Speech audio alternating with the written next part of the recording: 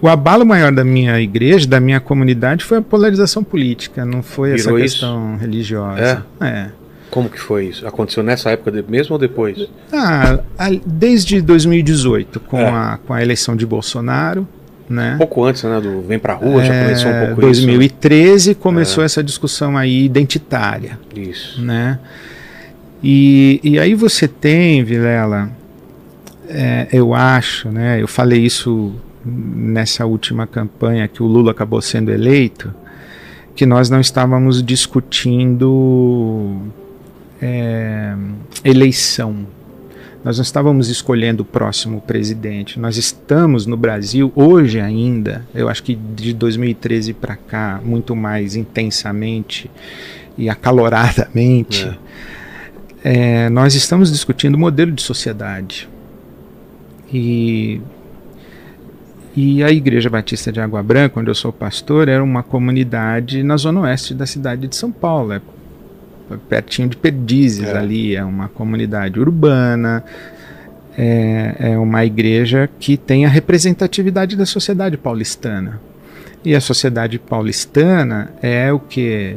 60-40, 70-30, conservadora, né? E o que a gente hoje está chamando de direita. Né? Mas a minha vida toda eu tive uma identificação e a minha própria formação teológica foi no que a gente chama de esquerda.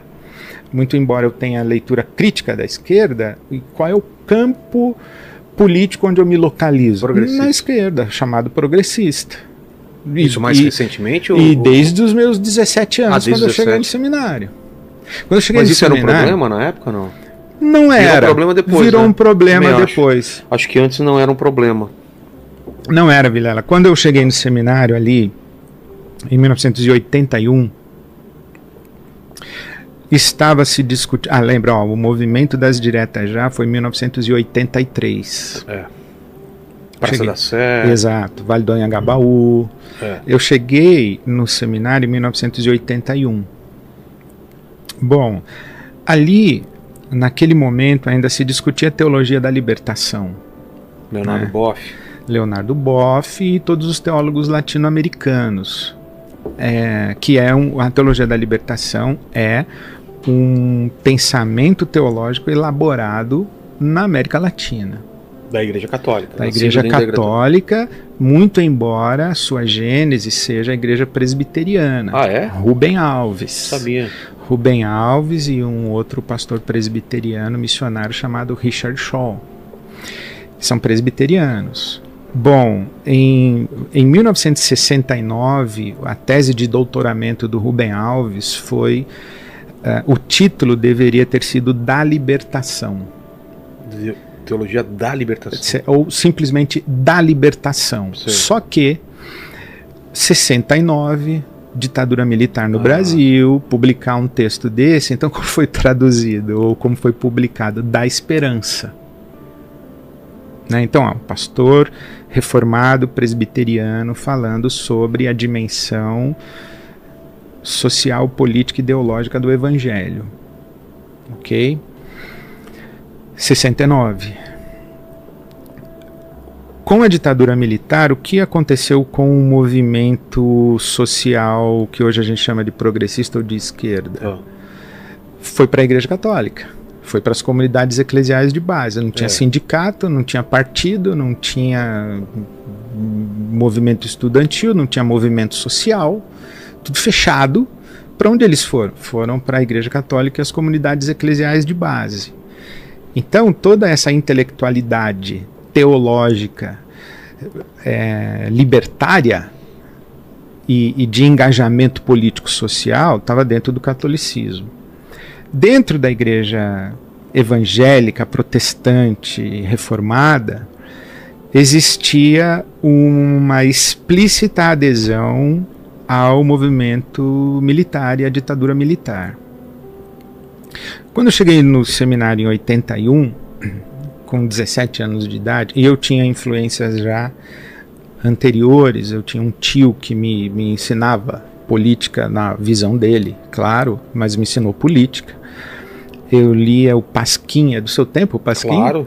Eu li o Pasquim com 14, 15 anos de idade, eu lia em fio, eu lia Paulo Francis. Eu peguei o finalzinho. Eu fui aluno do Ziraldo depois, assim? de desenho, de arte. Sério? Dele e do Zélio. Mais do Zélio, irmão Zélio então, eu fui aluno do Zélio e do Ziraldo. O Eles Zélio tinham... cuidava lá do Salão de Humor de Piracicaba, eu tive mais contato Exatamente, naquela época ali.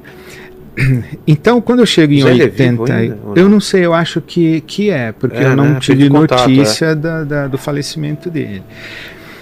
Mas quando eu chego, eu fui para a biblioteca da minha faculdade e eu achei casualmente, por acaso, eu achei um artigo em que o teólogo protestante dizia, olha, eu não concordo com um monte de coisa da teologia da libertação, mas eles fazem perguntas que nós temos que responder, que é o que é que nós fazemos numa América Latina pobre e numa América Latina com governos autoritários militares. O que é, como nós respondemos à fome. E nós temos que tratar desse assunto. Essa percepção teológica é muito própria do terceiro mundo. Por quê? Tem um teólogo da PUC aqui de São Paulo, Fernando Altemeyer, ele tem uma leitura muito interessante, que ele fala que a teologia europeia do pós-guerra era uma teologia de diálogo filosófico, metafísico, e que a grande pergunta do pós-guerra era como falar de Deus depois do Holocausto, como falar de Deus depois de Auschwitz. Imagino, né? Era angústia da alma. Era angústia da alma, de sentido. Como é que nós, seres humanos, conseguimos fazer um negócio desse? Onde estava Deus quando a gente fazia isso tudo? Por que ele deixou? Então, enfim, era uma discussão teórica filosófica. A teologia feita na Europa era essa. Só que, o Altemeyer diz assim, lá eles estavam querendo responder às perguntas feitas a partir da angústia da alma. Na América Latina, as perguntas são feitas a partir do sofrimento do corpo. É a fome, é a pobreza, é a miséria, é o esgoto a céu aberto, é a falta de água potável, é a tortura, o desaparecimento de familiares pelos governos, é o assassinato, é o crime. Aqui o negócio é não ter o que comer. E os teólogos latino-americanos começaram a desenvolver uma reflexão teológica atenta a isso. E dentro do movimento protestante cunhou-se a expressão a missão integral da igreja, em que a missão da igreja não é apenas pregar o evangelho para a alma, para o espírito, é o ser humano na sua unidade, na sua totalidade, integralidade. Então, a missão integral. Essa missão integral, ela sempre foi identificada com o quê? Com a sua origem. Os movimentos sociais, os movimentos de resistência às ditaduras na América Latina, o que hoje a gente chama de progressista. Sim. Esquerda. Então, esse foi o meu berço. Então, quando eu chego em 2018, que tem uma candidatura Bolsonaro e Haddad, em quem que eu vou votar? Quem me conhecia sabia quem eu ia votar. Eu nunca fui fazer política do púlpito da minha igreja. É isso que eu ia perguntar. Eu nunca levei um político no púlpito da minha igreja. Isso aconteceu muito nessa última eleição. Sim, eu acho um absurdo. Né? A igreja é um espaço democrático, plural. Né? Eu disse do púlpito da minha igreja, aqui na igreja você pode ser corintiano e palmeirense, você só não pode ser racista. Mas pode ser corintiano e palmeirense, vota em quem você quiser. Agora, tem algumas coisas que são da pauta de valores, que independe, né? Você pode ser uma pessoa de direita decente e uma pessoa de esquerda decente. O problema é ser indecente, não é ser de esquerda e nem de direita. Né? Então, aqui, nesse momento, todo o meu alinhamento teológico, que não foi de 2018, foi da minha vida toda, mais identificado com isso que a gente chama hoje de pauta progressista. Embora eu tenha minhas limitações, os meus senões, as minhas críticas, mas o meu campo é esse. E isso ficou bem complicado, né? Já nessa época? No Brasil daqui. 2018, sim. Eu disse, isso foi um grande momento interessante, porque eu falei que eu não admitia que Jair Bolsonaro fosse considerado um candidato viável, especialmente por pastores, meus colegas, se tornarem cabos eleitorais de Jair Bolsonaro. O que aconteceu, né? Sim, até hoje. Até hoje. Né? E aí eles disseram, não, você fez um pronunciamento político. Eu falei, não, eu fiz um pronunciamento de valor. Por quê? Eu tinha ido para o Chile ali naquele período e eu acompanhei a notícia de que o ministro da Cultura do Chile foi empossado num dia. No outro dia ele inaugurou participou de uma solenidade e declarou que a ditadura chilena foi uma dita branda, não foi tão assim ditadura, e ele foi exonerado no dia seguinte. Aí eu falei, aqui no Brasil nós temos um homem que diz que a ditadura matou pouco, tinha que ter matado uns 30 mil, um homem que vai ao plenário do Congresso e exalta o Ustra, um torturador, e ele não é inviabilizado, ele é o candidato dos pastores, né? E eu falei, eu tenho estranheza. Eu entendo o ódio ao PT. Falei, inclusive, do púlpito, né? Falei, olha, eu sei que existe um ódio contra um partido que protagonizou o maior esquema de corrupção que a gente tem conhecimento na história do Brasil. Eu entendo. Mas não precisa ir para Jair Bolsonaro, né? E na minha ótica eu estava fazendo uma questão, um pronunciamento ético, não político. Eu não disse vote no Lula, vota na Marina, vota no Amoedo, vota no Alckmin, vota em quem você quiser. Naquela ocasião, em 2018, um domingo à noite, a Marina foi assistir o culto na nossa igreja. Nós temos a Marina Silva, e a gente tem uma relação pessoal muito próxima. Ela é evangélica ou ela não se assume? Ela é evangélica, ela tem origem, ela é da Assembleia de Deus. Ah, tá, verdade. E ela estava lá. E ela estava em campanha. Então ela entrou, sentou-se ao meu lado e da minha esposa, e saiu, e quase ninguém viu que ela estava lá. Ela já é discreta. Ela não chega com batedores. Ela chegou com 1 ou 2 assessores, amigos e próximos, e entrou por uma porta lateral, sentou-se ali, e depois... então, o auditório grande, quem estava sentado aqui nem viu, e etc. Então, eu nunca levei política para o púlpito da minha igreja. A minha discussão foi ética. E, por exemplo, hoje você pega o que é a nossa discussão de sociedade e civilização.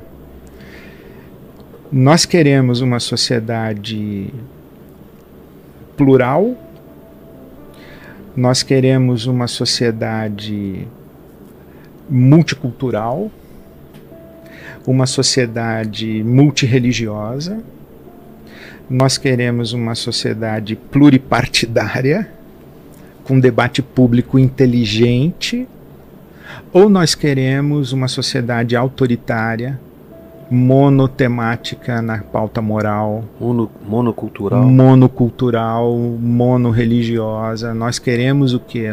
Nós queremos, eu sou pastor evangélico, hein? Registre-se. Eu não quero um Brasil predomínio com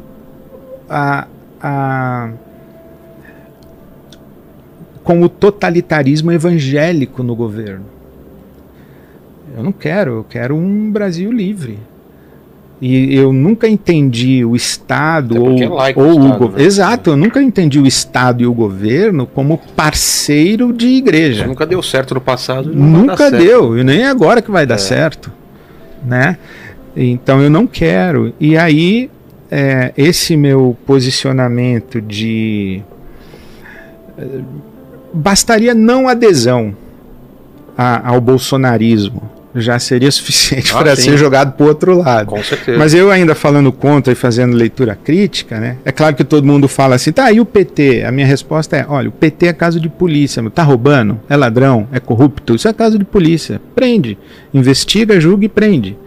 Agora, uma sociedade que não respeita o direito do outro praticar sua religião e você vai lá e destrói o espaço religioso dele, um terreiro afro, em nome de Jesus, eu não posso tolerar um negócio desse. Isso não é um caso de polícia só, é um caso de mentalidade, de cultura, de formação, de compreensão cívica, de compreensão humanitária. Né? Então, o cristão no poder não está no poder para impor o seu cristianismo ou a sua fé à sociedade. Está no poder para exercer o poder de maneira cristã. Exercer o poder em benefício do maior número de pessoas, claro. Exercer o poder em benefício público, enfim. Mas estou falando muito, né? Não, mas como que bateu isso naquela época e não sei se... É muito interessante, Vilela, porque pessoas deixaram a minha comunidade dizendo que eu era esquerda demais. E pessoas chegaram na minha comunidade justamente dizendo que é bom eu estar aqui porque aqui não se fala de política. Entendi. Porque na minha igreja tinha pastor no púlpito com bandeira do Brasil. Por exemplo, teve um pastor que convocou uma reunião de oração às 22h22. Putz. Cara, e eu que falo de política. Né? Eu, na minha opinião, não sei do Lene também, que é um cara religioso, né, um cara evangélico. Sim. Eu acho que a gente precisa ter essa diversidade mesmo. Eu fico preocupado quando eu só vejo o evangélico de direita, como eu ficaria preocupado se eu só visse o evangélico de esquerda. Sim. Porque, poxa, tem que ter uma discussão, né? Sim. Essa unanimidade me deixa preocupado. E houve, com a perda do Bolsonaro, no meio evangélico, uma leva de pessimismo, assim, tipo, parece que o mundo acabou, o anticristo, parecia que era o final, sendo que o Brasil tá aí, quanto tempo tá aí, entra um, sai outro e a gente continua na mesma coisa, não mudou muita coisa não, infelizmente não é um presidente que vai mudar muita coisa, e a liberdade religiosa continua, né, graças a Deus. Graças a Deus. E eu acho que essa demonização do outro, né? O outro é do diabo, o outro... E é muito esquisito, Vilela, por exemplo, eu falar assim, olha, o presidente ali foi escolhido por Deus. A gente é demonizado aqui, né, Lene? Exatamente. Chama alguém que não é da religião da pessoa, fala Vilela, grande cristão, né? Exatamente. Poxa, não cuida se do pode teu. Conversar. Não, e outra, não se a pode minha conversar. relação com Deus é uma relação particular e minha. Cuida do teu, né? Como que a pessoa, a mão de Deus vai pesar sobre você por você trazer tal pessoa? Imagina, né? Que Deus é esse aí que pesa a mão nos outros. Né? Eu sempre falo, meu Deus é diferente do teu, então, cara. Que Deus é esse aí que pesa a mão em quem não concorda com você. Mas eu acho que as pessoas estão muito mais preocupadas com os outros do que com elas próprias. Parece que é um vazio tão grande que elas sentem dentro, uma lacuna tão grande que elas ficam olhando sempre pro outro. Olha o que o outro tá fazendo. Olha aquilo lá não é cristão não, hein? Pô, vê pra dentro, né? Tem a história da trave, tira a trave do teu olho, né? Exatamente. Eu fico triste com isso. Isso com canais de fofoca. Isso a gente pode expandir pra qualquer coisa. Tem gente se matando por causa de fofoca. Bullying. Tem gente mentira, se matando, né? Por causa de bullying, mentira, né? É. Mentira plantada. E quando viraliza, então... Aí já como foi. É que se resolve isso? Mas você falou uma outra coisa, eu te interrompi. Sobre essa polarização, de ter várias pessoas dos espectros.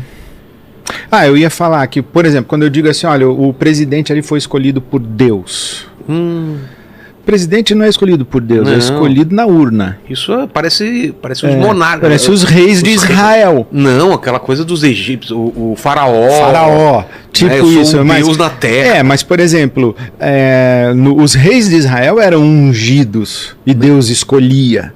Né? Agora, quando eu digo, olha, o meu presidente, o meu candidato, né? Ainda bem que você está com um copo vermelho, eu estou com um azulzinho. Verdade, olha que eu mudo. O meu candidato, ele, comunista ele foi... Que aqui é só assim, é comunista ou é fascista? Não tem meio termo, né? Nem comunista, nem fascista. Bom, aí, ó, quando eu digo, ó, meu candidato foi escolhido por Deus e você é contra meu candidato, automaticamente, democraticamente, pela sua consciência cívica, política e ideológica, você está sendo contra Deus. Exato. E se você está sendo contra difícil. Deus, você é do diabo. Aí acabou a discussão. E isso as pessoas não percebem, que é esse mau uso da religião, da teologia, da Bíblia, do nome de Deus na arena política dessa maneira, sabota a democracia, sabota a liberdade e sabota um futuro de país.